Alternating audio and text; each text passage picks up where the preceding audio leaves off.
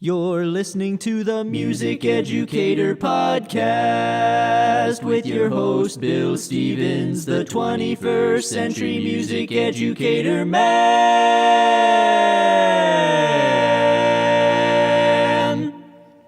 Podcasting from beautiful Leesburg, Virginia. Welcome to the Music Educator podcast, bringing you the latest tips, tricks, and practical advice you can use tomorrow. Here's your host and fellow music educator, Bill Stevens. Ladies and gentlemen, welcome to the Music Educator Podcast. My name is Bill Stevens. I'll be your host for today, and I am so excited that you're here. I hope you're having a great day.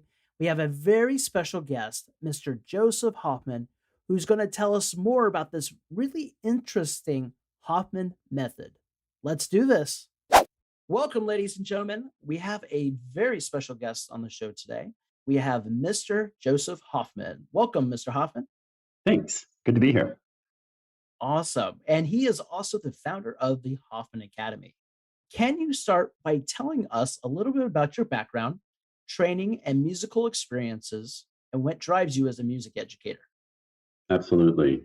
So I was working on my master's degree, and my original plan was to become a conductor. I wanted to teach at the collegiate level, get the DMA. But during my graduate program, I started teaching kids in the neighborhood piano lessons to help pay my way through grad school. And it was through that experience teaching just neighborhood kids that I really fell in love with private piano teaching.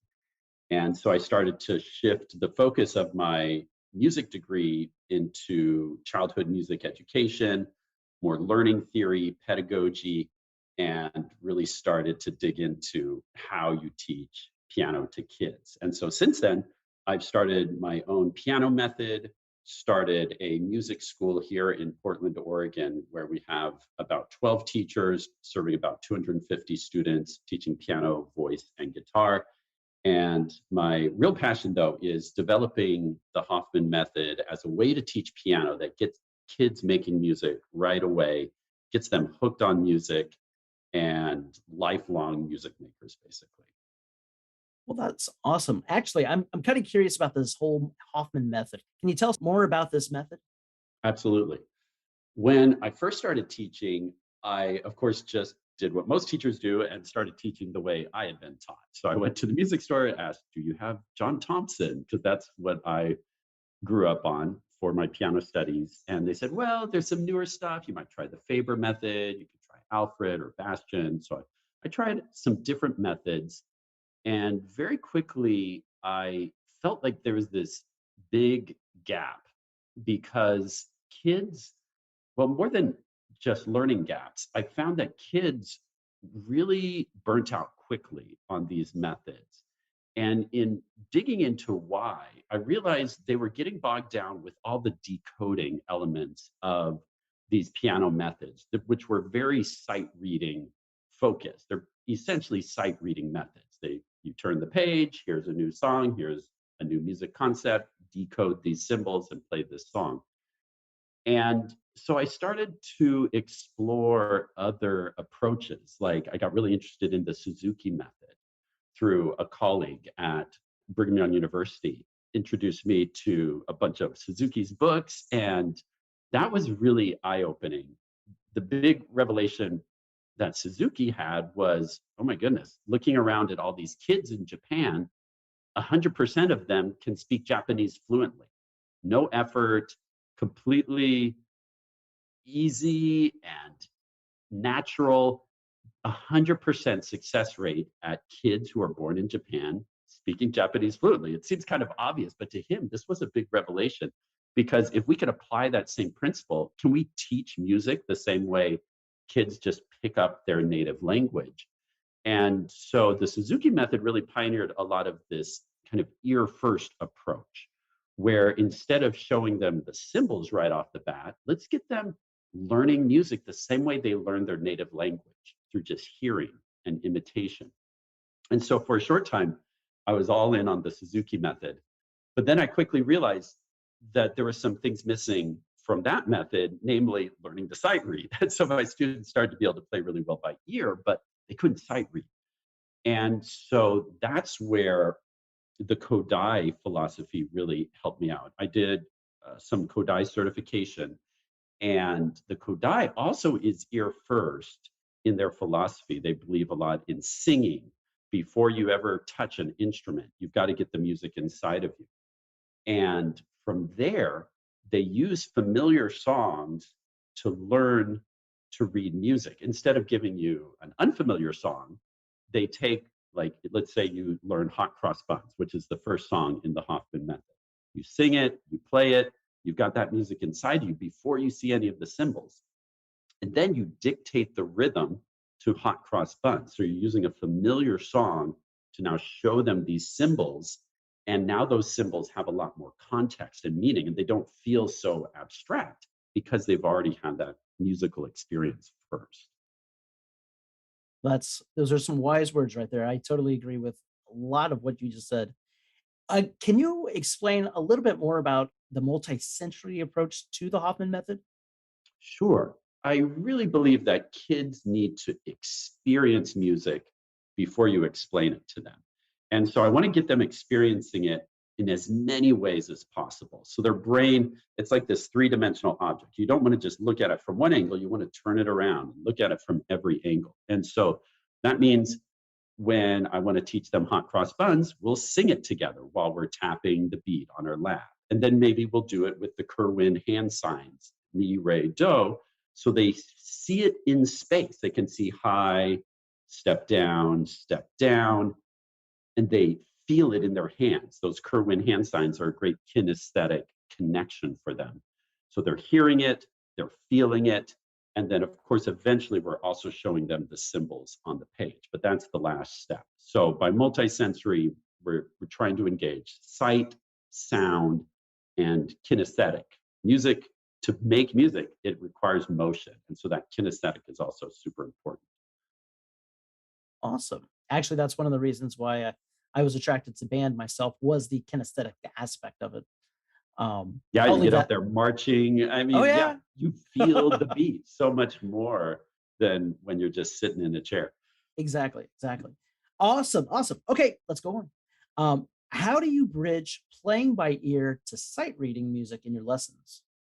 That's a great question, because I really want kids to both get great at playing by ear and playing by sight. So I've really tried to model the Hoffman method on language acquisition. And there's a lot of great research on how kids learn to read English. And I think the more we as music educators can learn about that science and that learning, so a lot more gets spent on learning to read than learning music. And so, we can pull ideas from that. And there's this concept called emergent literacy, where they find there's this useful phase before kids learn to read, where they're just sitting on mom or dad's lap and they're seeing them turn the pages this way. They see that the words go left to right, top to bottom. They maybe learn the alphabet song. They start to learn a few letters. And this is all happening before you're trying to get them to actually read. So it's the emergent literacy or pre-literacy phase.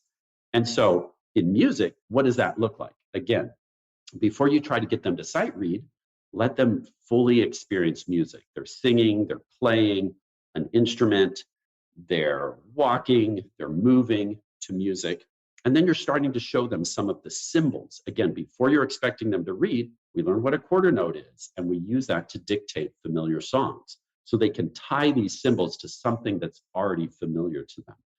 So we dictate rhythms, then we start to dictate melodies. I have a story I like to tell them about the monks and how they invented the staff, because they had so many songs they couldn't remember them all. So hey, let's invent a way to write notes. They invented the staff. There's lines and spaces. And I think of this like a preschool program where you're learning the alphabet, but you're still not reading. You're giving them those building blocks. And then eventually, after about the first 4 to 6 months, we start to give them very, very simple one-line staff melodies that are all repeating notes or stepping and repeating only. And now this is true sight reading, where they're not going to hear this first. I'm going to sit them in front of the piano and do the traditional, okay, keep your eye on the page, not on your hands, and just let your fingers do the work. But it's way easier melodically than other things they're already playing repertoire wise. We want their sight reading and their repertoire to progress on separate tracks, because I don't ever want to hold a student back. I can play pieces way more advanced than I can sight read. And for kids, I don't want to say, oh, you can only learn pieces you can sight read. I want them to be able to develop those skills side by side. Excellent. It's awesome. A man with a plan. All right. Now, the Hoffman Academy, it started as a regular in-person school and a classroom located in Portland, Oregon. What prompted your shift to online piano lessons?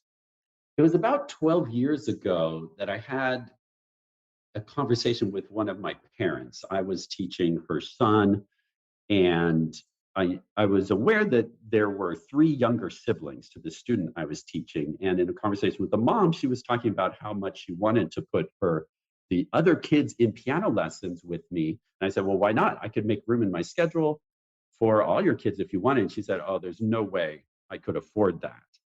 And that really kind of broke my heart, because I knew they weren't struggling financially. I mean, the family had a good income source, but 4 kids all in piano lessons was just outside of their budget. And it really struck me that, well, this family can't afford it. How many families out there just can't afford traditional private lessons? And it was around this time that Khan Academy was starting to get more well known. I had heard of this guy who was doing these YouTube videos teaching math. And I thought, I wonder if you could teach piano on YouTube. And I did a little searching and I found 1 or 2, but they seemed a little rambling and definitely not targeted to kids. And so I thought, wow, maybe this is something I could offer to the world. Let's try it out. And so I filmed 1 lesson, just my first lesson that I usually teach, which is hot cross buns. And I put it up on YouTube and said, if you're interested in more, click on this link and join our email newsletter.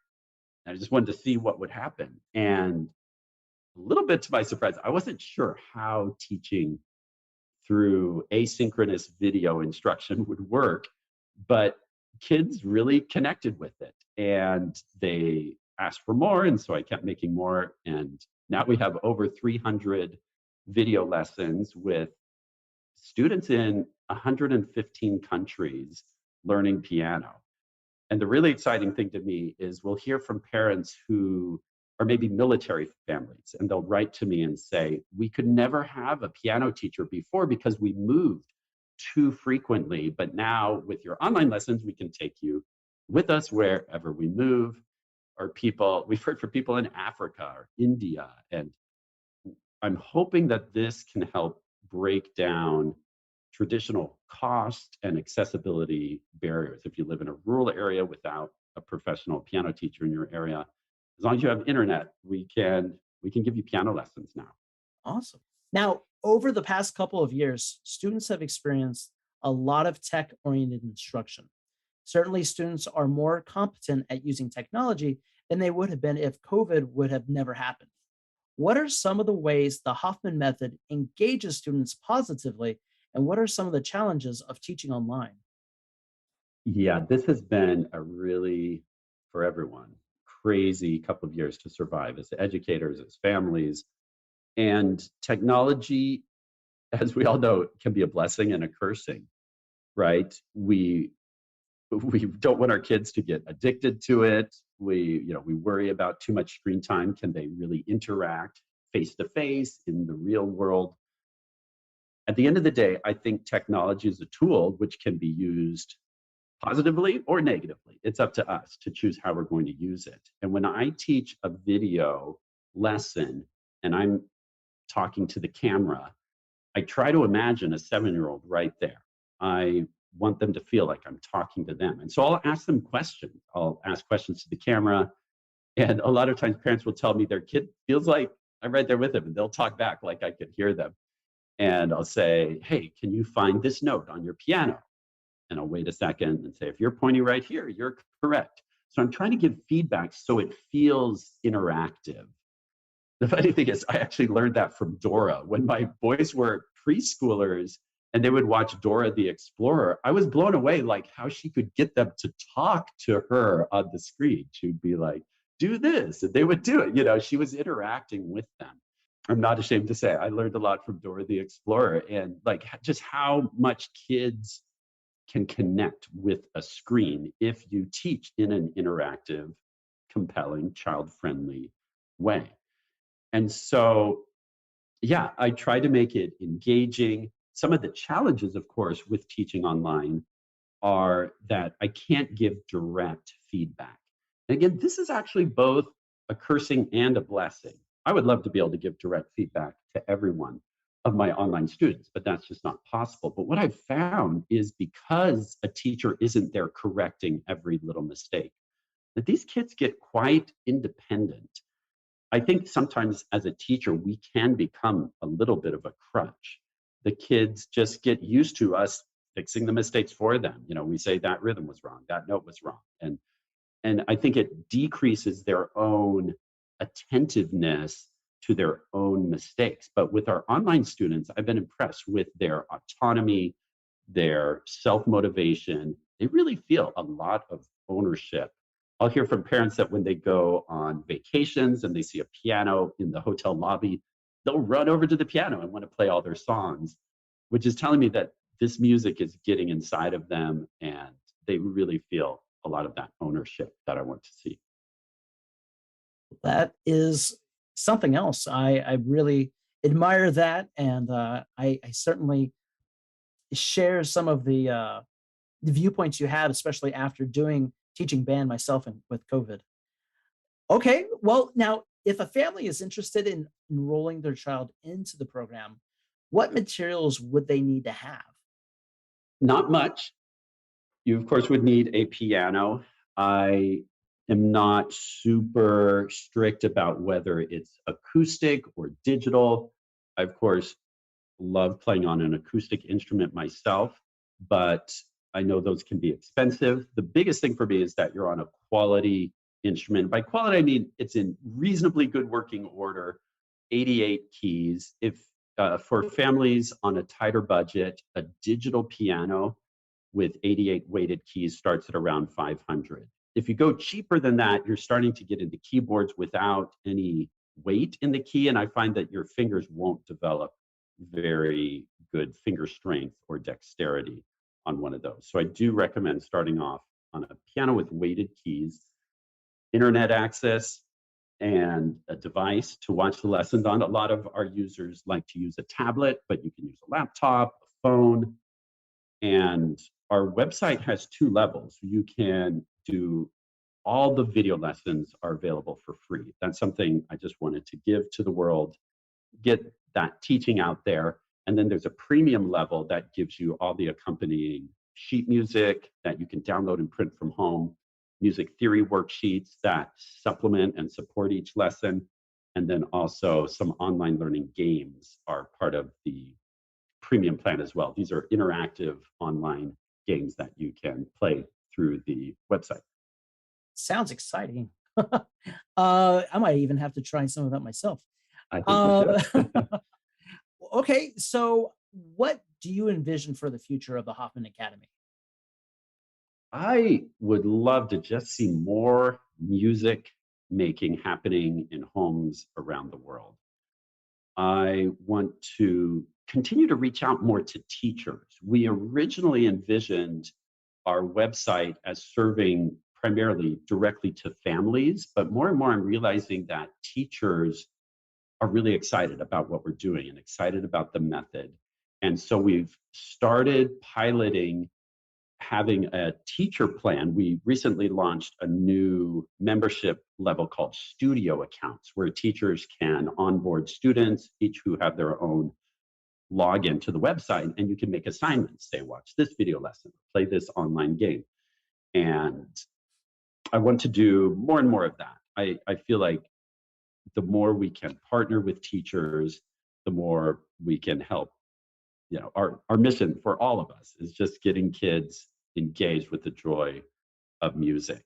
And we had one elementary school actually in Utah pilot using our program with their entire fourth grade. For the whole year, they would go into a room, they would watch the video lessons projected on a screen, and they had in this room enough keyboards for everyone in a single fourth grade classroom.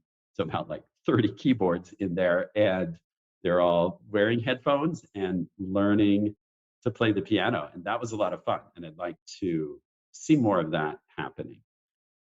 Excellent. Wow. Sounds exciting. Do you happen to have any upcoming releases or announcements you want to share with the audience?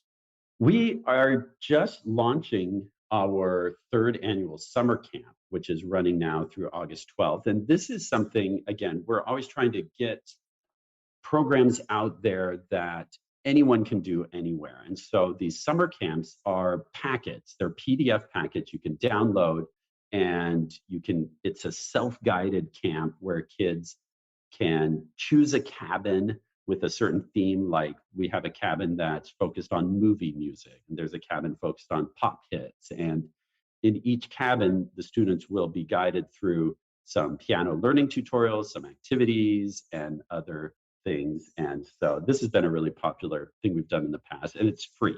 It's a free service we offer, and you can find the link just in the footer of our website if you're interested in that. And we also have a new game coming out in the next couple of months called Rhythm Shredder, where there's a little rabbit skateboarder who's skating along, and as you tap rhythms correctly, the skateboarder does tricks. So it shows you a little 4-beat rhythm, you tap the rhythm, skateboarder does tricks, and that's a game that will be coming out. Awesome.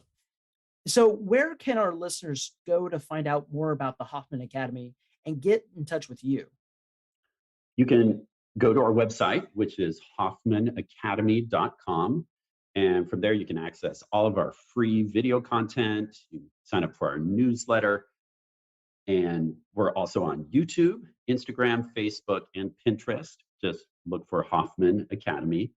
And then for our summer camp, if you're interested in that, it's Hoffmanacademy.com/summer camp, all one word. Awesome. All right. Well, Joseph, thank you so much for being a guest on our podcast. Much luck to you and your methodology and your program. Thank you. Thanks for having me on. That is all the time we have for today. I want to thank you again for joining me for another episode of the Music Educator Podcast. It is a true pleasure to share this craft with lovers of music and educators like you. If you found value in today's episode, please feel free to leave a review and rate us on the Music Educator Podcast app, Apple Podcasts, or any other podcast aggregator. Also, please consider supporting the show by becoming an official Music Educator Podcast member or advertise with us on the podcast. Information for this can be found in the show notes. Thank you again for joining us today, and I hope you join us next time. Have a great week, everyone. Thank you for listening to the Music Educator Podcast. For the latest tips, tricks, and practical advice you can use tomorrow. You can subscribe to our podcast on every podcast aggregator or download the Music Educator app for free in the Apple or Google Play app stores. Furthermore, visit our blog at www.bandbuzz.org for additional music education resources. We will see you on the next episode of the Music Educator Podcast. And remember, music can change the world. Hey, everybody. It's me, Bill Stevens, with the Music Educator Podcast. See this episode's show notes for a unique promo code from the Music Educator Podcast to get up to 2 months of free podcasting service with Libsyn. Get your show on Apple Podcasts and Spotify anywhere you want. Get critical stats to help you grow. Find all the tools and support you need to sound your very best. You can even do video. Really, bring your podcast to life with Libsyn. See the show notes for our unique Libsyn promo code and get podcasting.